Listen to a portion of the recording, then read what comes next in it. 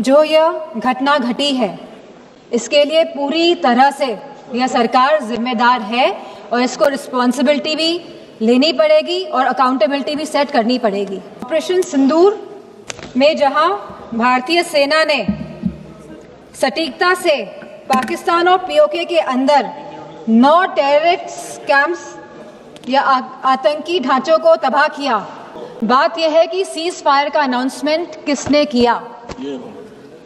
किसी भी भारत के मंत्री ने या कोई भी भारत के ऑफिशियल हैंडल से यह अनाउंसमेंट क्यों नहीं किया गया? भारत के देशवासियों को क्यों यह सूचना एक अमेरिका के राष्ट्रपति के द्वारा मिली? सवाल इस बात का है सरकार को क्या दिक्कत है बताने में। ये लड़ाकू विमान जो गिरे हैं ये क्यों गिरे ये भी सरकार को बताना पड़ेगा। सरकार का इंटेलिजेंस फेलियर है।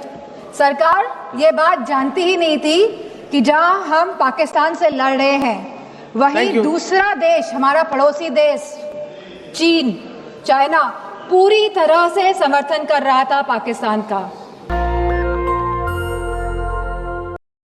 सबसे पहली बात जो मैं कहना चाहूंगी वो यह है कि हमें अपने देश की सेना पर गर्व है। उनके शौर्य, सामर्थ्य, पुरुषार्थ, साहस, पराक्रम, वीरता और बलिदान को मेरा शत शत नमन। हमारी सेना ने हमेशा मातृभूमि की रक्षा करी है और पूरी तरह समर्पित होकर करी है और इस समर्पण के भाव को हम सदैव और इस समर्पण के भाव के लिए हम सदैव अपनी सेना के कृतज्ञ हैं और रहेंगे। सेना हमारा अभिमान भी है और सेना हमारा सम्मान भी है। सभी सैन्य बल और सुरक्षा बल जो वीर गति को प्राप्त हुए उन्हें हमारी भावपूर्ण श्रद्धांजलि। बॉर्डर पर भारत के जिन नागरिकों ने अपनी जान गंवाई और जो घायल हुए उन सभी परिवारों के साथ हमारी संवेदना है। पहलगाम की जो आतंकवादी हमला जो 22 अप्रैल को हुआ वह कहीं ना कहीं भारत की सुरक्षा पर आघात था। जहां एक तरफ सरकार यह कह रही थी कि सब कुछ नॉर्मल है कश्मीर पे,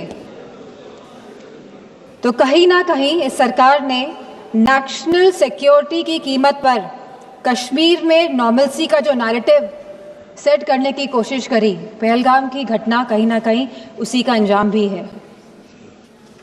हमारा सवाल सीधे सरकार से यह है कि आखिरकार यह घटना क्यों घटी?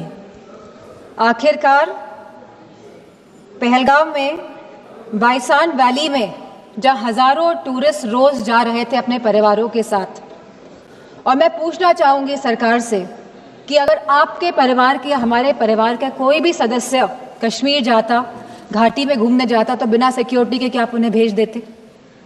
बिना किसी सुरक्षा के आप उन्हें भेज देते? तो क्या एक भारतीय की जान की कोई कीमत नहीं है? कहीं ना कहीं जो यह घटना घटी है इसके लिए पूरी तरह से यह सरकार जिम्मेदार है और इसको रिस्पॉन्सिबिलिटी भी लेनी पड़ेगी और अकाउंटेबिलिटी भी सेट करनी पड़ेगी।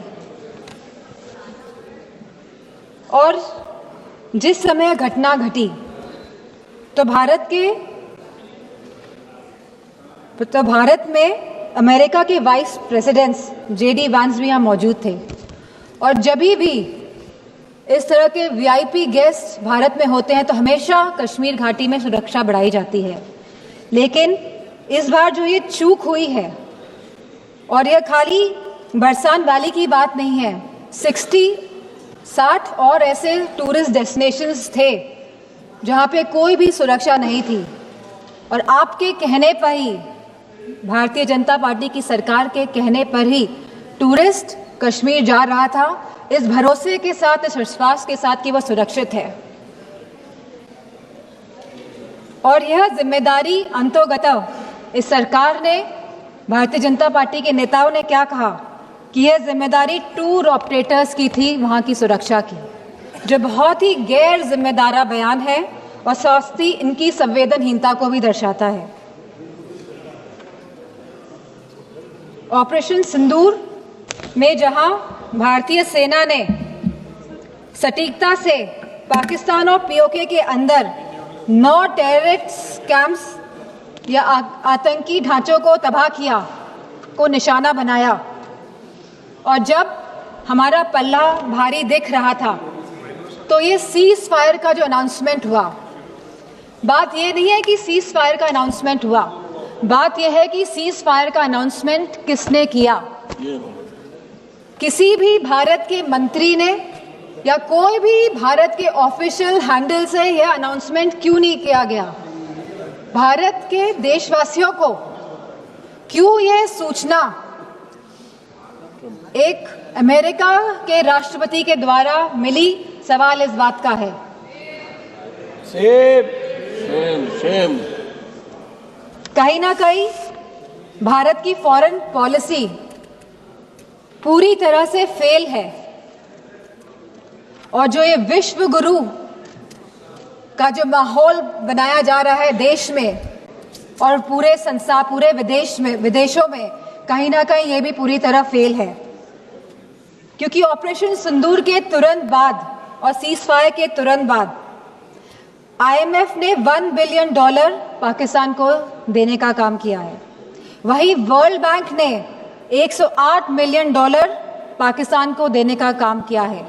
एशियन डेवलपमेंट बैंक्स ने $800 मिलियन देने का काम किया है। I will finish in 2 minutes. वहीं UN सिक्योरिटी काउंसिल में पाकिस्तान को काउंटर टेररिज्म कमेटी का वाइस चेयरमैन बना दिया गया। यह दर्शाता है कि भारत की फॉरेन पॉलिसी पूरी तरह विफल हुई है। और यही नहीं, पहली बार चीफ ऑफ आर्मी पाकिस्तान का अमेरिका के राष्ट्रपति के साथ लंच करने का न्योता मिला और लंच किया। और बात यहीं पे समाप्त नहीं होती है। आज जनरल माइकल कुरेला को प्रेसिडेंट ऑफ पाकिस्तान ने प्रेस्टिजियस निशान-ए-इम्तियाज अवार्ड भी दिया है। तो ये रिश्ता जो पाकिस्तान का और जो अमेरिका का है, और इन रिश्तों के बीच में भारत का खड़ा है, सवाल इस बात का है। सवाल ये भी है कि अगर चीफ डिफेंस स्टाफ ने ये बात कही कि हमारे लड़ाकू विमान गिरे हैं, तो लड़ाकू विमान तो गिनती के हैं, आज नहीं तो कल तो पता ही चल जाएगा कि कितने लड़ाकू विमान गिरे। प्लीज मां। तो सरकार को क्या दिक्कत है बताने में? सर 2 मिनट्स कि please 1 minute, please conclude. Only 2 minutes last. 1 minute, 1 minute. कितने लड़ाकू विमान गिरे हैं, और ये लड़ाकू विमान जो गिरे हैं ये क्यों गिरे, ये भी सरकार को बताना पड़ेगा। सरकार पूरी तरह से, सरकार का इंटेलिजेंस फेलियर है। सरकार ये बात जानती ही नहीं थी कि जहां हम पाकिस्तान से लड़ रहे हैं, वहीं दूसरा देश, हमारा पड़ोसी देश चीन, चाइना, पूरी तरह से समर्थन कर रहा था पाकिस्तान का। क्या ये इंटेलिजेंस फेलियर था, या ये एक्शनेबल इंटेलिजेंस को इग्नोर किया गया? Please please please. तो मैं अपनी बात यहीं पे समाप्त करते हुए कहना चाहूंगी कि जो भारत का जो डिफेंस का बजट है, जो 1.9% ऑफ द GDP है, इसको बढ़ाया जाए, इसको 3% किया जाए, और वहीं अग्निवीर जैसी योजना को समाप्त किया जाए, और जो लेटेस्ट टेक्नोलॉजी से जो आज लड़ाई हो रही है, जो वॉरफेयर चल रहा है, तो भारतीय जनता पार्टी की सरकार है, तो वो जागरूक बने इसके प्रति। धन्यवाद। Thank you. दस्तक की आपसे गुजारिश है कि अगर इसको बचाना चाहते हैं तो नेशनल दस्तक को सब्सक्राइब करने के लिए रेड कलर के सब्सक्राइब बटन को दबाएं, फिर बेल आइकन की घंटी दबाएं। नेशनल दस्तक को बचाने के लिए बहुत जरूरी है कि हर खबर को शेयर करें, लाइक करें, कमेंट जरूर करें।